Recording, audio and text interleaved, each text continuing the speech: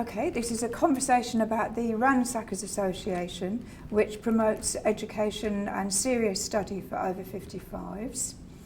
And I'm Hilary Farnworth, the Vice Chair of the Association, and I'm going to ask Anna-Teresa Lefort to tell us a bit about the background to the Ransackers Association. Okay.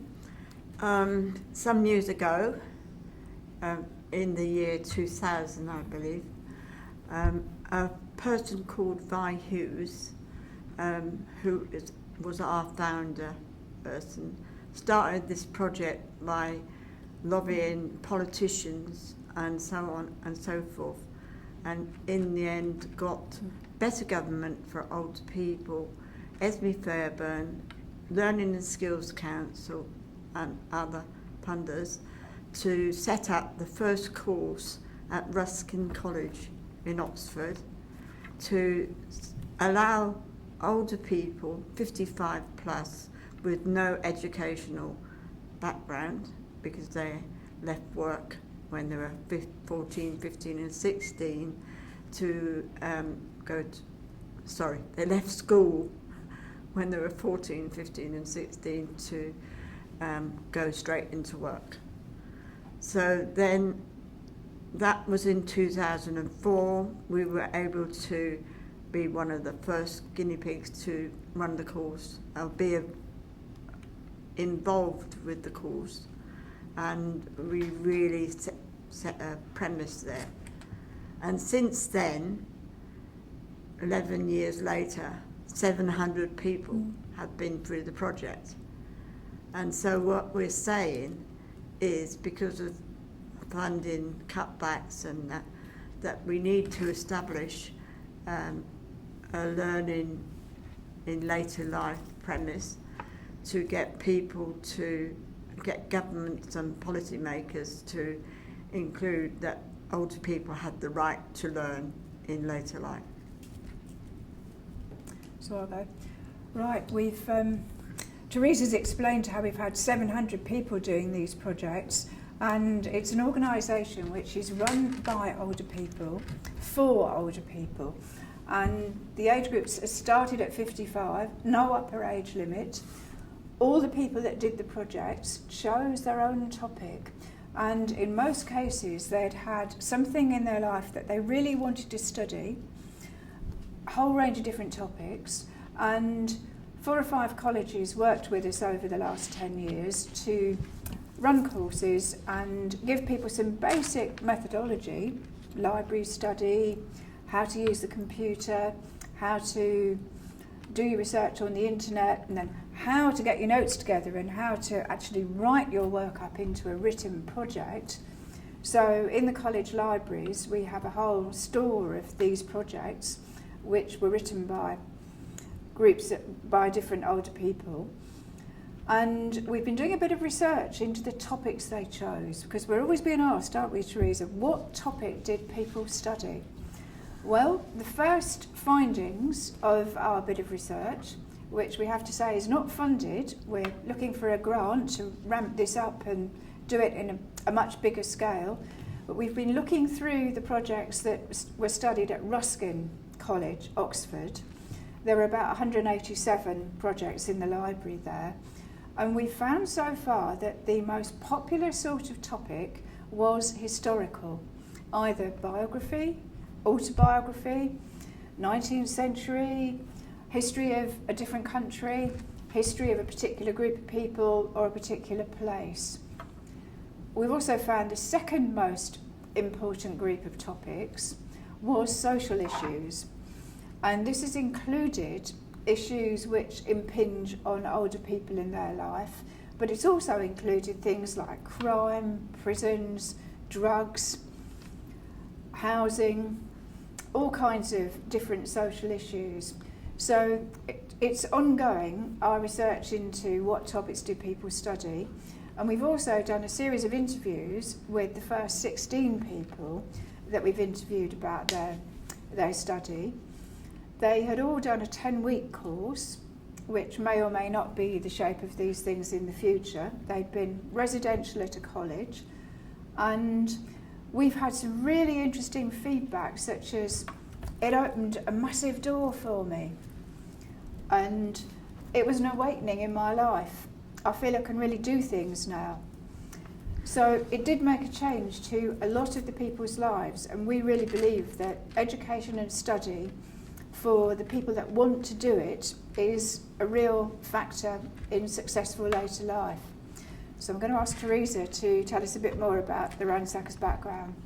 Yes, I'd like to come in there and just to explain some of the things that we've done with our newsletter. Brenda Hardy, for example, explains when she came in 2004, was one of the guinea pigs with myself. When I first arrived at the college, I was a very shy person, unable to speak for myself, wondering why I had applied. But now, having gained a new confidence, I have the ability to speak up and work on behalf of older people in the country. My life is transformed. I am so busy as chair of our local forum, county forums, and helping with many new initiatives around the country. Brenda won the National Award for Adult Learner of the Year in 2004, and also one of the other students who sadly is no longer with us, John Appleyard. He neatly sums up the effect on his own life in the title of his piece, How Ransackers Set Me on a New Career Path in My 70s. During his research for his project, John learned about Older People's Forum and was the creator, along with others, of the first Older People's Forum in Hastings, now with 800 members, and which he chaired. Also, he won an award as well, was awarded the 2005 award for Volunteer of the Year for his forum work, and more recently a mayoral award for the mayor, from the Mayor of Hastings, for his tireless commitment to benefit senior citizens in Hastings and East Sussex. But there's many, many examples. In the first place, why I wanted to do it was because I wanted to go around the world and interview older people about what it was like to live in different countries of the world. And the aim, they said they couldn't afford to send me around the world. I thought, well, you can but try. And so I was given the project, which was less descriptive and more searching, which was called How Older People Challenge Ageism. And I've probably been doing that ever since. Yeah. At various conferences and things, I try to make sure that they include older people's learning activities and how we're not sitting back and doing nothing. We are actually out there making a difference to our communities and to our lives and taking on board all these challenges in later life. So could I hand back to Hilary to interview one of our she was involved with me in one of the other projects, and I'd just like to explain this is a really good example of how older people do it in later life. Hilary. Okay, and I'm just going to add in before I ask Elsie to say something, that we're actively working at how we can get more Ransacker courses started, probably 2016, given that government has changed the funding for courses for older people.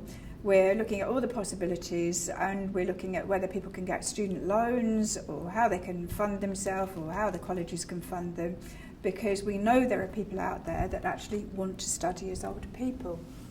Okay, so I'm going to ask Elsie to tell us a bit about her PhD which she's studying, because Elsie's a brilliant example of somebody who's doing very serious study in later life on a topic which is relevant to older people in general in the UK. Go for it, Elsie. Right, well, when I was 73, my youngest daughter was in her second year for a law degree here at this university. And she came home one afternoon and she said, "It's time you got yourself moving, Mum," and rang up to find out about something, and it was something I could do. And before I knew where I was, here I was doing a BSc honours degree. And there I was with full-time, red brick, with all the young people, 19-year-olds and such. And I wondered what the heck they would think of me. But they took to me like ducks to water, and they wouldn't go anywhere without me. And I've been in some very funny places, I can tell you. But I so enjoyed the whole thing. I've been at parties where they danced on tables. Everything that young people did made me laugh the whole time. I did 3 years of absolute laughter. And then I went on to do my master's degree, which was to do with guidance and counselling, which is just a little bit more important than ordinary counselling. And I said, that's it. Now I've done a bit. I've proven you're not brain dead the day you turn 60. So I'm not going to do any more, but I was still doing voluntary work in the gerontology department at Northumbria University. And one afternoon I got a phone call from one of her friends to say, want to push something by you. So she came to my house and she said, there are 2 bursaries going up for grabs, and there's 9 people going up who want you to go up for one of them. I said, no, what did I tell you? I'm not doing any more study. But they harassed me to death, and they even gave me a bursary to make sure I do.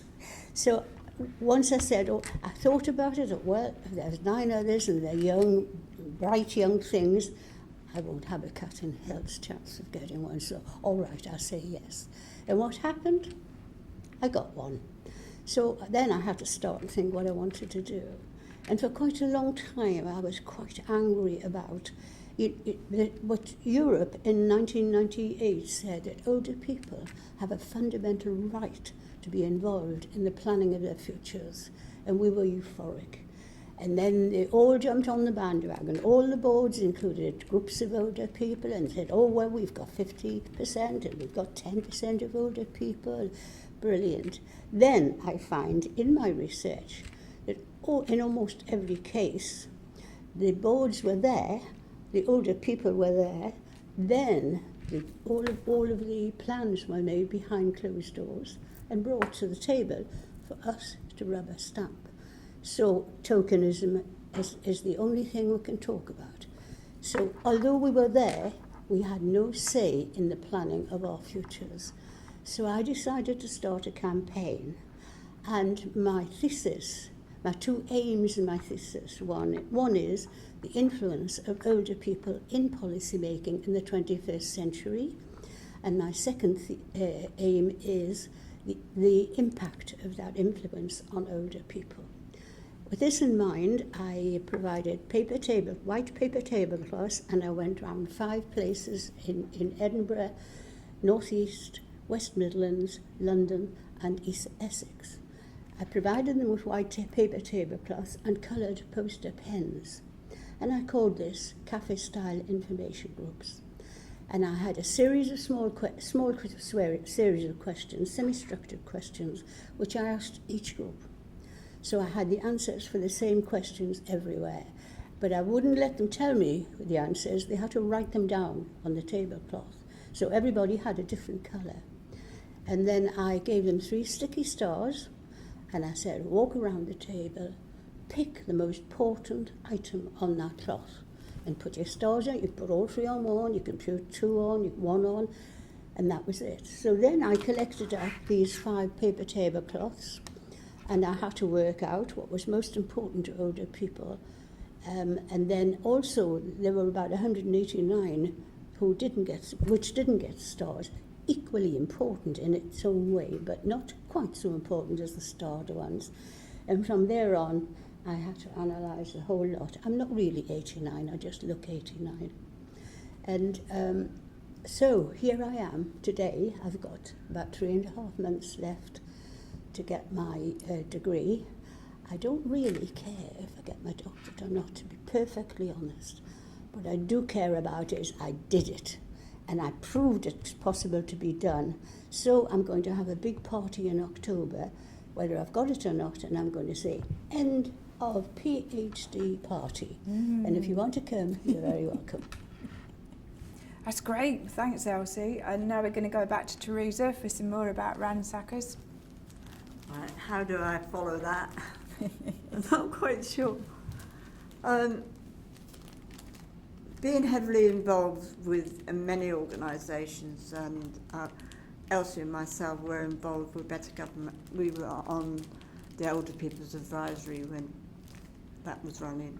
That finished in 2008. And NDA.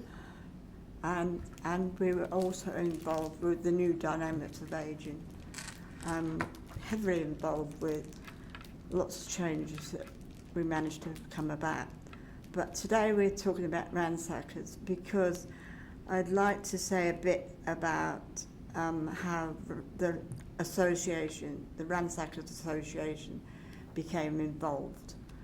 And when we first started in 2004, there was no link up, if you like. It was like people were doing the Ransacker project for us, but we weren't heavily involved. We weren't deciding our future, if you like. And in 2006, we had a meeting at the college, which started the plan rolling about setting up the Ransackers Association. So we've been going since 2006. But this was under the auspices of Better Government for Older People. So when they ceased to exist in 2008-9, there was a big problem. That was partly left with the Central Policy for Ageing. And with that, Ransackers was in a bit of limbo because we couldn't really access the data and so on, even though the courses were still running at the colleges. And I hadn't mentioned the colleges, which was, in the beginning, it was Ruskin College in Oxford. Then it was Hillcroft College, which is a women's college in Surbiton. Then it was, at the same time, it was Fircroft College in Birmingham and Northern College in Yorkshire. But there was also Plater's College in the beginning for a short time that ran it. That was the theological college that ran it for a short time in Oxford. But there's been many inputs in trying to get Coleg Harlech in Wales, New Battle in Scotland, and another one in Ireland. I think that was the Green Area. But what I'm trying to say is that the whole project was moving forward, and we were just on the sidelines at the start. But then gradually we had to get into it, and we had to apply for the IPR, the intellectual property rights. And we did that about 4 years ago. And we've been at it heavily. It was much more heavily involved and more responsibilities down to us. So like we've had conferences, AGM, conferences at Europe House.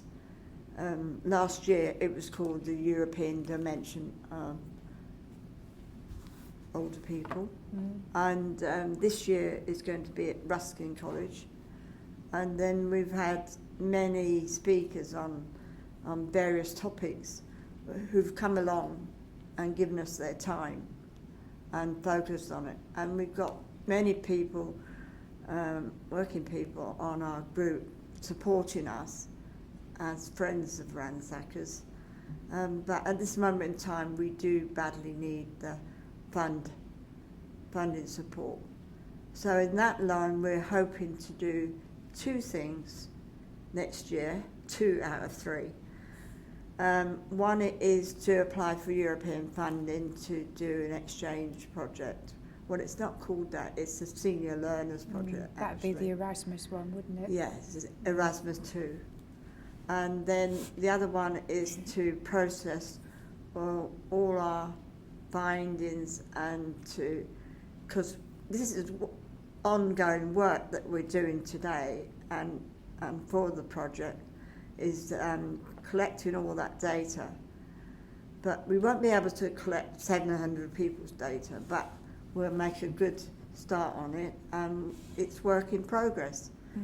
we feel it's very important to keep it on the move, and to also the primary function of it is to get the funding to put on the Ransackers course in the future.